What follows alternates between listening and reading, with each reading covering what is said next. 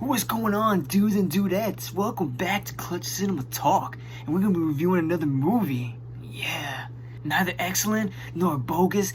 Bill and Ted Face the Music. Now don't mind me because I forgot my glasses for the rest of the video, but I hope you enjoy. Yeah.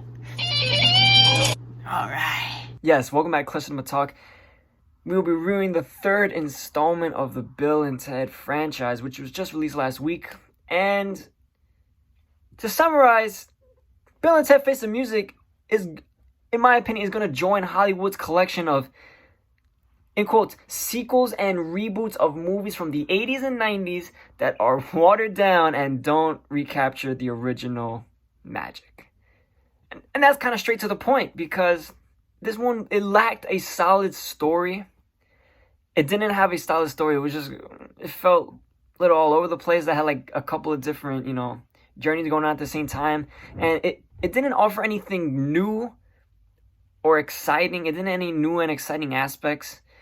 Like, if you're watching it, it actually looks like they combined both plots of the first two movies, or central parts of the first two movies together, and then they came up with this one. And a lot of the time they were trying to revive that young and reckless and rock star feel like that Bill and Ted had back in the late 80s, early 90s when it came out. A time where rock was a big thing, a coming up thing.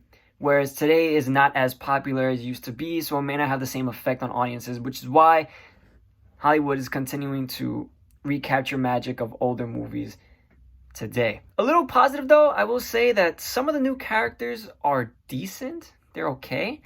We have Bridget Lundy Payne and Samara Weaving playing the daughters of Bill and Ted, and they're okay for the most part. I think Bridget does a much better job at capturing that Bill and Ted vibe. But Weaving not so much, somewhat lacking. Talking about them brings me to Alex Winters and Keanu Reeves. Now, here's the problem, all right? When you make a sequel like almost 25 years later and you're using the same characters, using the same actors, there's gonna be a little problem, and that little problem is called age, okay?